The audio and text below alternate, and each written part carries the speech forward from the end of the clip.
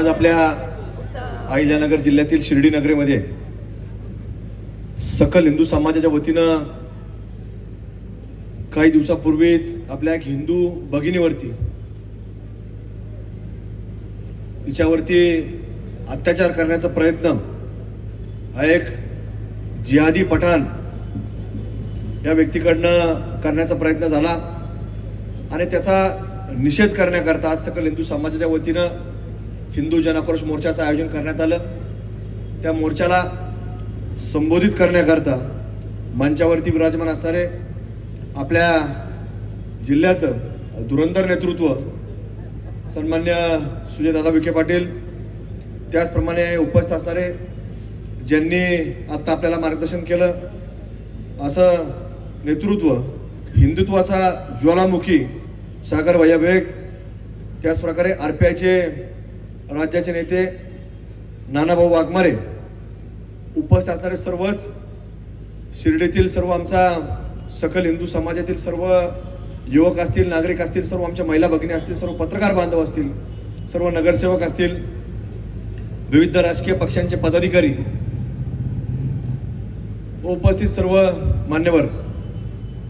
आता दोघंही मान्यवरांचं मनोगत व्यक्त झालेलं आहे आणि आता माझ्यानंतर सुजयदादांचं देखील मार्गदर्शन आपल्याला ऐकायचं आहे। सागर भाईंनी अनेक वेगवेगळ्या विषयांवरती आपल्याकडं चर्चा केली आणि मग देशामधल्या घटनांवर असेल, राज्यातल्या वेगवेगळ्या घटनांवर असेल, पण सुरुवात ही शिर्डी नगरीतून त्यांनी केली आणि सुरुवात अशी आहे की गेल्या अनेक वर्षापासून सातत्यानं वेगवेगळ्या घटना या वेगवेगळ्या देवस्थानच्या परिसरामध्ये घडत असतात।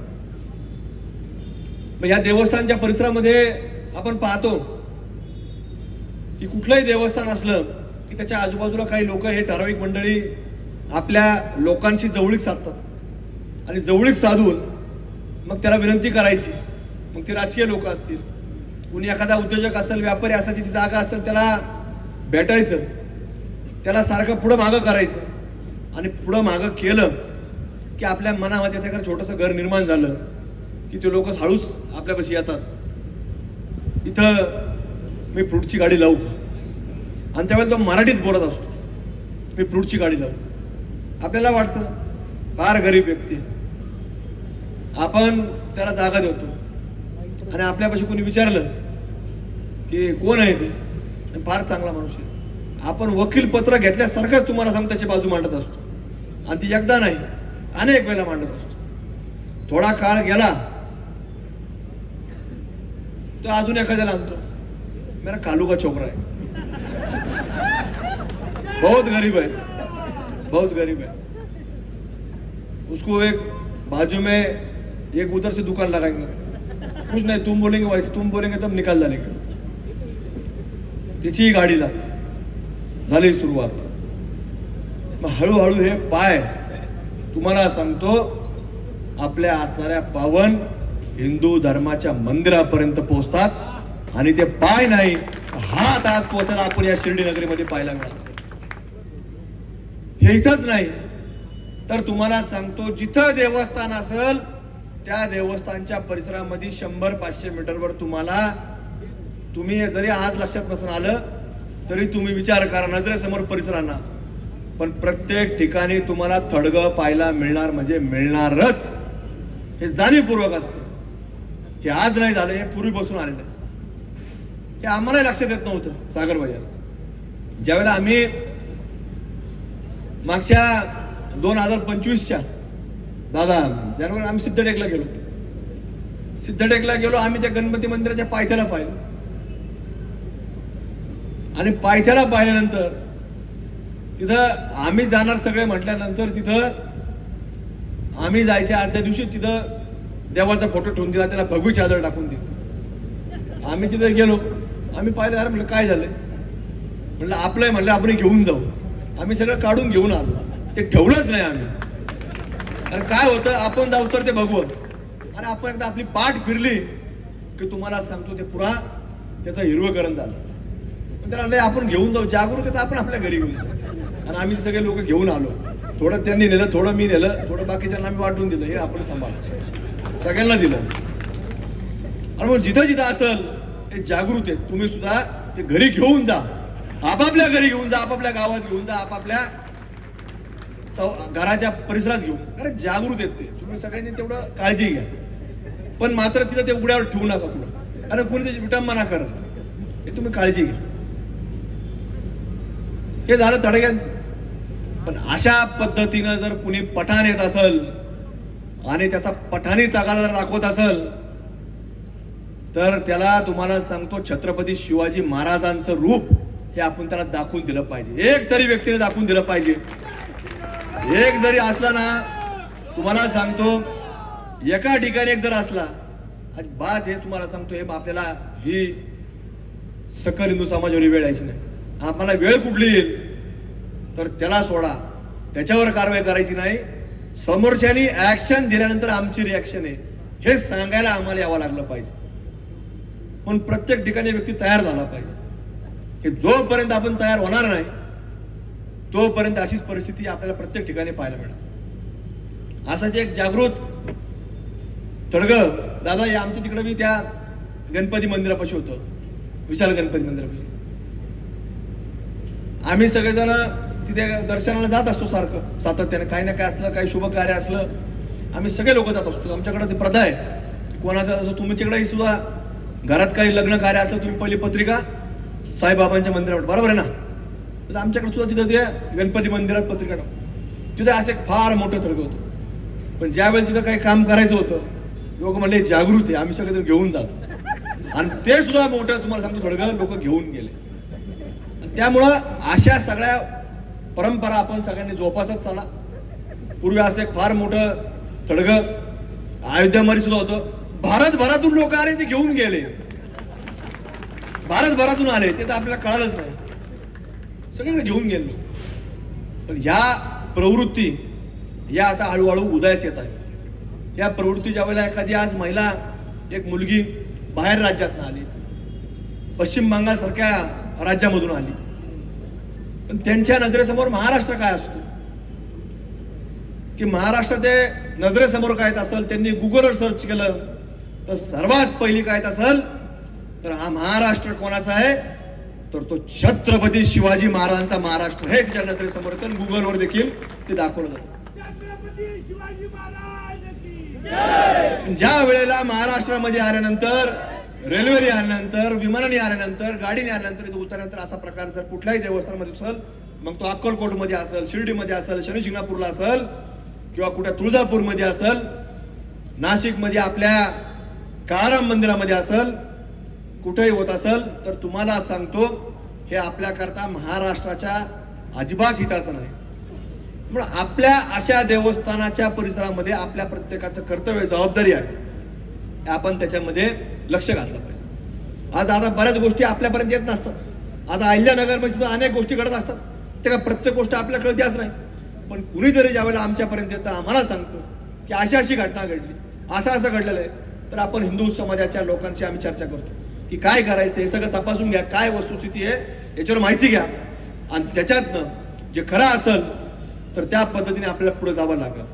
आणि आजपर्यंत जेवढ्या घटना घडल्या तर एकही खोट नव्हती, सगळ्या खऱ्या होत्या. आणि त्या खऱ्यांना वाचा फोडण्याचं काम कुणी केलं असेल तर ते सकल हिंदू समाजाच्या वतीनं करण्यात आलेलं आहे. आणि म्हणून तुम्ही सुद्धा आपल्या इथं शिर्डी नगरी मधल्या सुद्धा लोकांनी या लोकांवर बारीक छोट्या मोठ्या जर गोष्टी असल्या तर कानावर घातल्या पाहिजे की अशी अशी गोष्ट घडलेली आहे, ह्या लोकांकडून असा असा अन्याय होतोय, हे लोक असा असा अत्याचार करतात. आणि घातल्यानंतर मग कशा पद्धतीने त्याच्यावरती धुरंधर कसा कार्यक्रम करतो, चित्रपट तर पाहिला आपण. तुम्ही म्हणले दादा धुरंधर आहे, अभी धुरंधर ये नया भारत है. ये नया भारत सिर्फ मारता नहीं है, ये घर में घुस के मारता है, हे दाखवून द्यावं लागतं. आणि त्यामुळं तुम्ही यांच्यापर्यंत सांगा की असं असं घडतंय. आणि छोट्या मोठ्या गोष्टी अनेक वेळा घडत असतात, पण छोट्या मोठ्या गोष्टीकडे अजिबात दुर्लक्ष करायचं नाही. आमच्यासारखे राजकीय लोक येतील, तुम्हाला सांगतील की हे मिटून घ्या, हे फार तुम्ही याची चर्चा करू नका, की काय कंप्लेंट करू नका. तोही कंप्लेंट करेल, तुम्ही केलं म्हणजे तोही करेल. पण तुम्हाला सांगतो, ज्या दिवशी तुम्ही आमच्यासारख्या लोकांचं ऐकताल, तुम्ही परस्पर मिटवताल, तर त्या दिवशी एखादी छोटी घटना घडलेली असेल, पण पुढच्या वेळेस त्याचं धाडस वाढणार आणि तो आपल्या फक्त एखाद्या आई बहिणीपर्यंत आज बोललाय तोंडाने, उद्या तो अंगावर सुद्धा हात टाकायला ते व्यक्ती घाबरणार नाही. त्यामुळे छोटी गोष्ट ही जागच्या जागेवर देखील दाबण्याचं काम आपल्या लोकांनी हे वेळोवेळी केलं पाहिजे. आणि म्हणून आजचा हा सकल हिंदू समाज ज्या ज्या ठिकाणी जातो, आम्ही काल बीड जिल्ह्यामध्ये गेलो, तिथं म्हणजे अगदी एक पुरातन मोठं वडाचं झाड आहे आणि त्या वडाच्या झाडाच्या मध्ये आज पुरातन म्हणजे 200-250 वर्षापूर्वीची एक हनुमानाची मोठी मूर्ती आहे. ती काय अशी छोटी नाही, मोठी मूर्ती आहे. आणि त्या मूर्तीवरती काय केलं तिथल्या लोकांनी, एका व्यक्तीने, त्या लोकांनी तिथल्या एका व्यक्तीने तिथं गोमाता आणून तिची कत्तल केली आणि कत्तल करून तिचा मांस आणि त्या गोमातेचं रक्त त्या मूर्तीवरती टाकलं आणि ते गोमांस सुद्धा त्या मूर्तीवरती टाकून टाकलं. आणि मग तिथं हिंदू समाज जमा झाला, कारण त्या गावामध्ये जवळपास 1,500 जिहादी आहेत आणि आपले लोक फक्त ते सारखं सांगायचे की 140 आहे. म्हणजे आम्ही काल गेल्यानंतर आम्हालाही सांगायचे 140. आणि मग त्या सगळ्या लोक जमा होऊन त्यांनी तिथं गावामध्ये प्रवेश केला. प्रभू रामचंद्राच्या नावाने घोषणा दिल्या, छत्रपती शिवाजी महाराजांच्या नावाने घोषणा दिल्या. आणि इथं जे आता आपले लोक घोषणा देत होते, कोणती घोषणा देत होते? आता गर्दी जमा झाल्यावर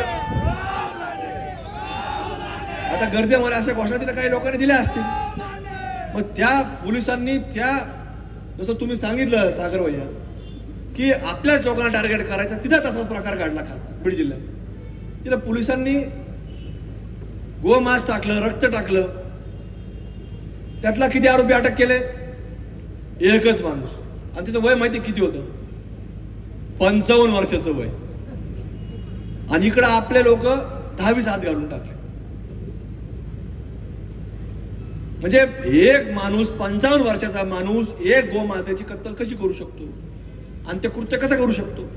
पण याला प्लॅनिंग असतं, याला नियोजन असतं, हे सगळं मिळून ठरलेलं असतं.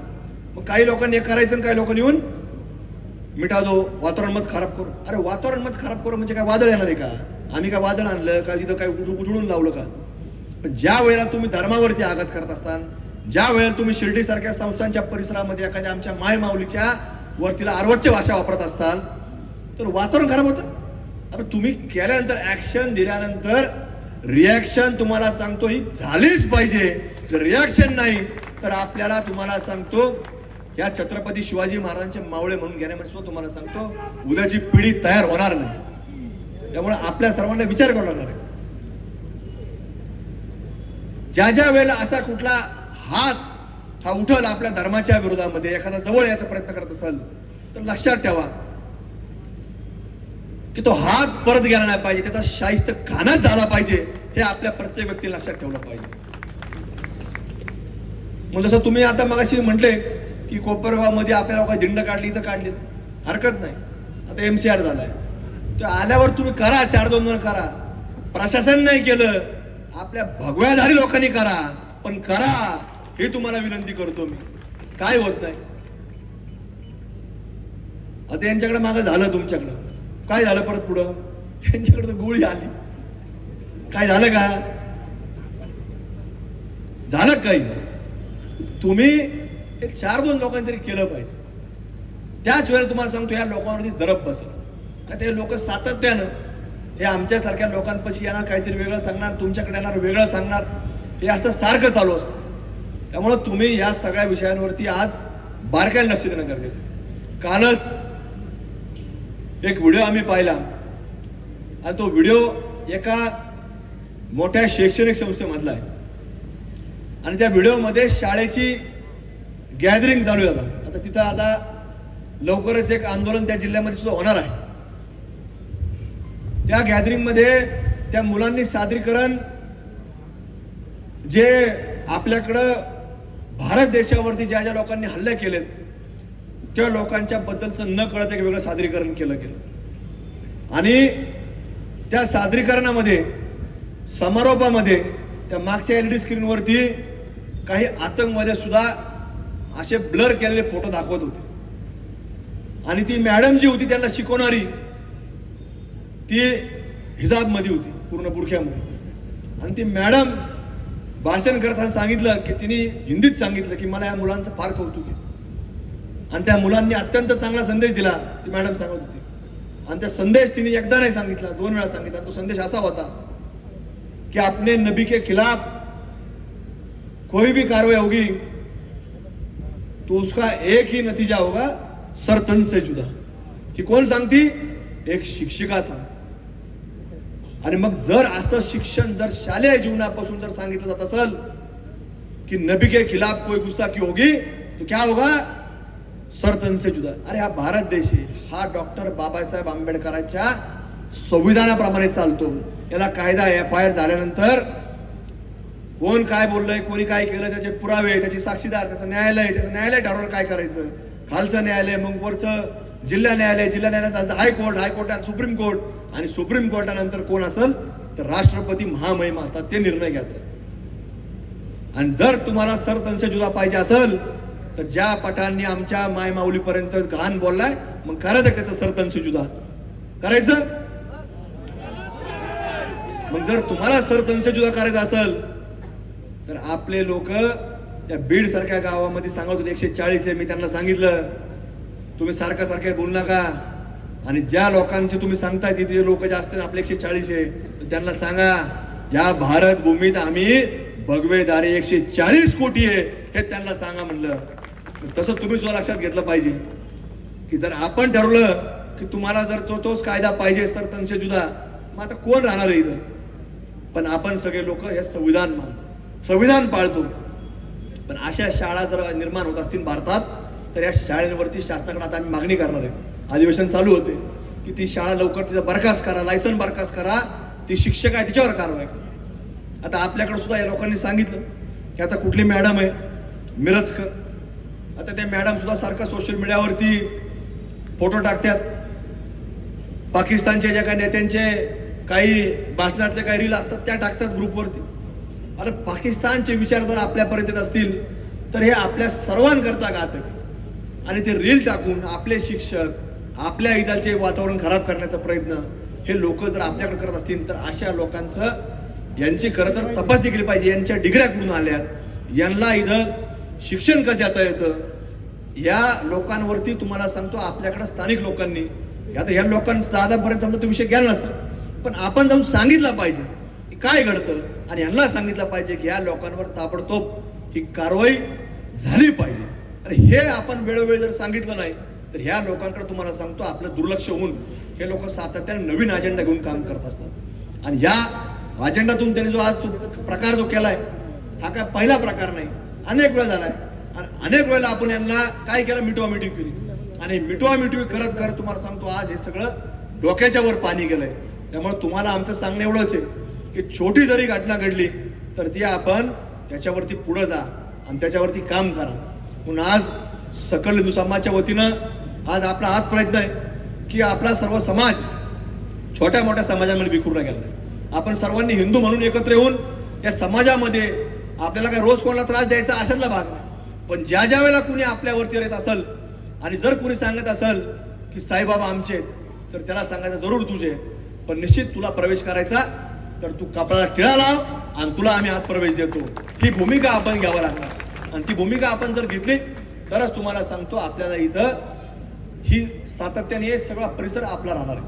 नाही तर उद्या काळांतराने हळूहळू आपल्याकडं हे ध्रुवीकरण होऊन हे आपल्या लक्षात येणार नाही. जसं मी सांगितलं सुरुवात कशी होती, 1 येतो मग दुसरा येतो, आपल्या लक्षात येत नाही. पण ज्या दिवशी हे 1चे 2 होतात, 2चे 4 होतात आणि 4चे 40 होतात आणि या आपल्या तुम्हाला सांगतो 140ला तुम्हाला सांगतो हे दिवसाला बघतात. किती 40-140 दिवसाला बघतात, म्हणजे यांची एवढी हिंमत असते. आपण काय आपलं रोज काम असतं, व्याप असतो. या लोकांना काम नाही काय, त्यांना फंडिंग येतं आणि या फंडिंगच्या जोरावर हे सगळं तुम्हाला सांगतो त्याचे प्रपंच चालतात, व्यवसाय चालतो, घर चालतं. म्हणून आपण हे फंडिंग होणार नाही याच्याकरता देखील प्रयत्न केला पाहिजे. मागच्या वर्षी देखील आम्ही दीपावली सांगितलं की हिंदू समाजाने काय करा, हे लोकांकडनं व्यवहार टाळा. तुमचे 100 असतील हळूहळू कमी करा. रोज अचानक करायचं म्हटलं काय थोडं लोकांना वाटतं लगेच थोडा त्रास होतो एखाद्या, नाही असं पुढं असतं का. हळूहळू कमी करा. 4 गोळ्या घेत असतील तर हळूहळू 1 गोळीवर आणा. 100 लोकांचा संबंध जरा हळूहळू कमी करा. लगेच मळमळ होणार नाही तुम्हाला, पण हळूहळू करा. आणि हे जर केलं तरच उद्या तुम्हाला सांगतो यांना आर्थिक जोपर्यंत आपण दाबणार नाही तोपर्यंत तुम्हाला सांगतो हे नीट राहणार नाही. आणि यांना नीट राहायचं असेल, आपल्या पद्धतीने जर राहायचं असेल तर तुम्हाला सांगतो यांना आर्थिक दृष्ट्यापासून तर आपल्या प्रत्येक गोष्टीमध्ये आपण कुठतरी नीट ठेवण्याचं काम आपल्या हातामध्ये आहे. मग सकल समाजच्या वतीने आज हाच प्रयत्न आहे की आपल्या या प्रत्येक छोट्या मोठ्या गोष्टींकडे आपण लक्ष द्या, बारकाईने द्या आणि आपल्या नेतृत्वाला हे आपण वेळोवेळी सांगण्याचं काम करा. आणि आपण ज्यावेळेस सांगणार नाही तर ती चूक आपली असेल. त्यामुळं आज सकल समाजच्या वतीने आम्ही एवढंच बोलण्यासारखं भरपूर आहे, पण फार वेळ आम्ही घेत नाही. आता बरेच हे लोक बोललेले आहेत, आता माझ्यानंतर दादाही बोलणार आहेत. पण या सगळ्या विषयांवरती आपल्याला सातत्य ठेवून काम करावं लागेल. आज मोर्चाच्या निमित्तानं आज मोठ्या संख्येनं तुम्ही सगळेजण आलेत. तुमचे सकल समाजच्या वतीनं आभार व्यक्त करतो. विशेष करून आमच्या सर्वांच्या वतीनं सुजय दादाचे सुद्धा या ठिकाणी आपण उपस्थित राहण्याबद्दल आभार व्यक्त करतो. आपल्या सर्वांची रजा घेतो. धन्यवाद. जय हिंद, जय श्रीराम, जय शिवराय.